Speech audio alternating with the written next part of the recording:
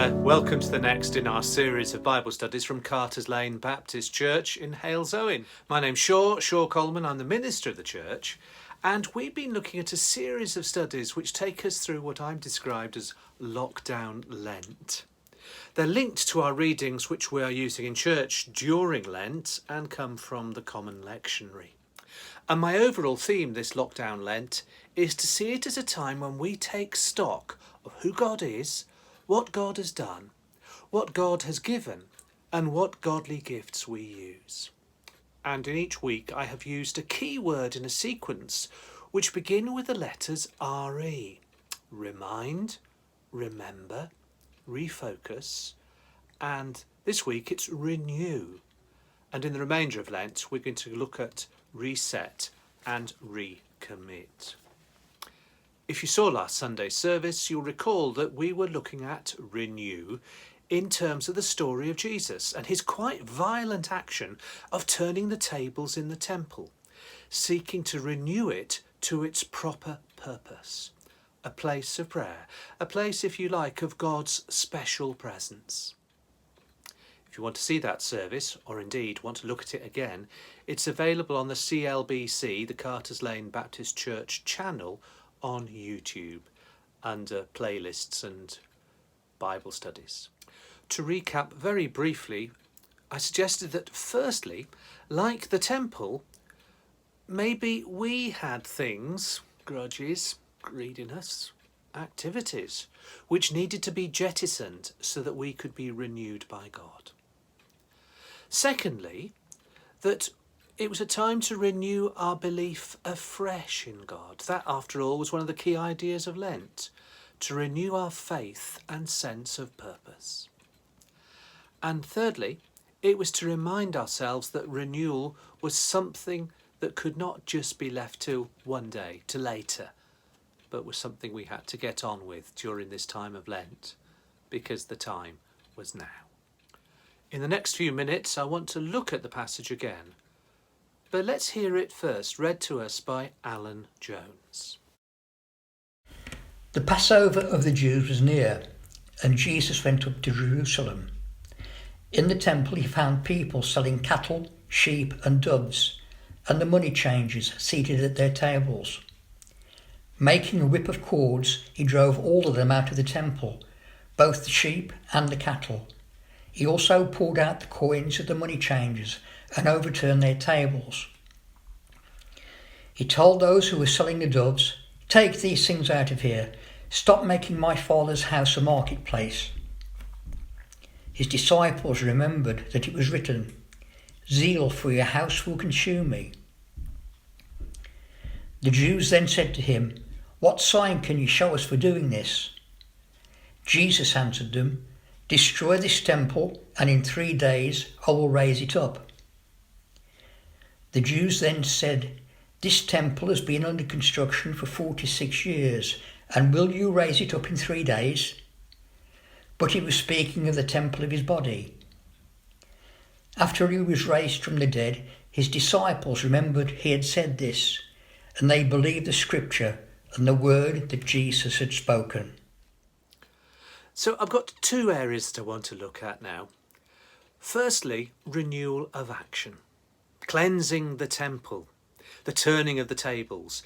Probably there were not a whole lot of charlatans who were making huge profits, just an attempt to keep ritual purity which had got out of hand. That the process had got in the way of the purpose. The currency of the time was Roman, complete with Roman deities on the coins. That wasn't appropriate for gifts of God which were given in coin form, so an exchange had to be set up, and under Roman regulations at the time, they would have been pretty strict rules. So yeah, people made profits out of God, but not especially exorbitant ones. And animal sacrifices, well, they're a bit difficult for us to comprehend in Western civilization. Not that that's a good thing in itself. When Gandhi visited England, he was asked what he thought of Western civilization. He replied that he thought it would be a very good idea.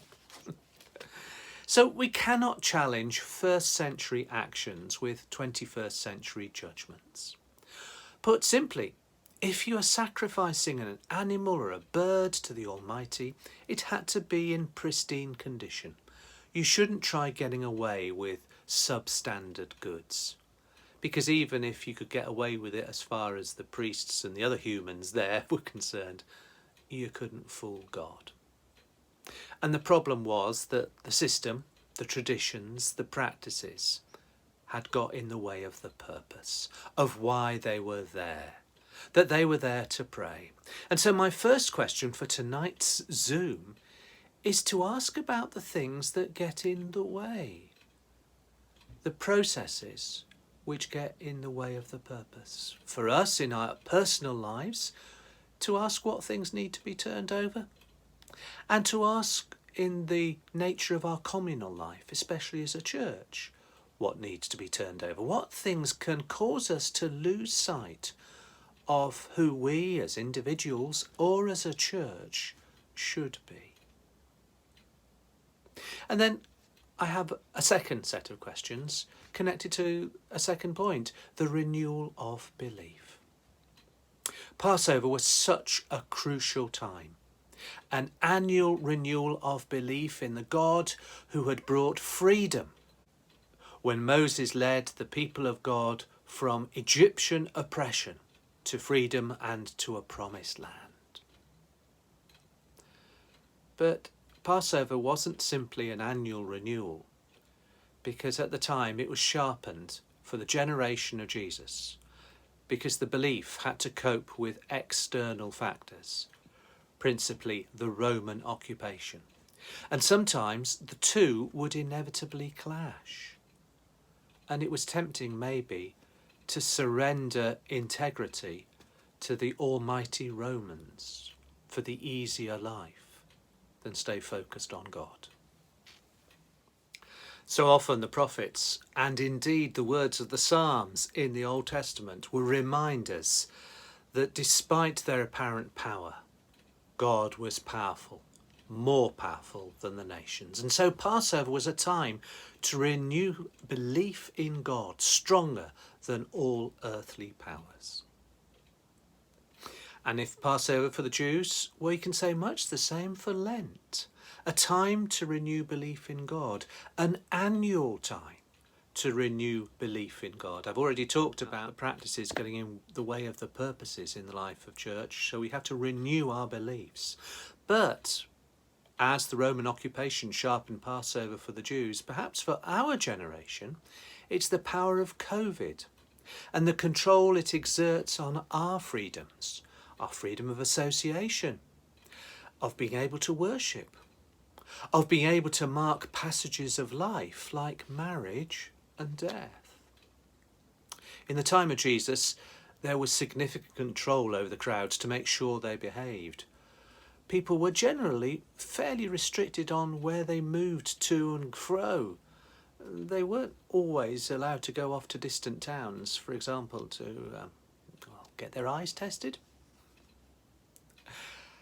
And for us, as the pandemic begins to be less fearful, we know that we still live in uncertain times, that we must stay cautious, that we must act responsibly, that we must respect the vulnerable. And so my second questions for tonight's Zoom are to do with how we renew practicing our belief to keep our purpose central, which is prayer and seeking God's presence. And what I'm asking is, how do we take what we've learned from the last 12 months into the future? What are the good things that we've found that have made us think afresh about what we believe, in terms, say, of our own prayer life and our daily prayers, in terms of the social ties that we've maintained to build resilience, of how we've worked our pastoral care, of our means of worship, and our sense of social mission to the world, to bringing hope and peace and opportunity to others in need. And all these questions are not simply to, teach us about the Bible. if I'm honest, I feel that that could be rather self-indulgent, of the sort, oh, don't we know a lot about the Bible? Don't think that scores a lot in God's kingdom. Instead, the questions are a chance for us to help develop life in the post-COVID transition. When, yes, we do stay cautious, we do respect the vulnerable, we do act responsibly. And that's something for all of us to consider, not just for the deacons or for the minister, but for all of us to ask, well, what do we take forward in order to renew our belief together? So there we go. Some questions from this Bible study for us to consider in a few moments' time. Thank you for listening, for being part of this now. May God bless you. Take care. See you soon.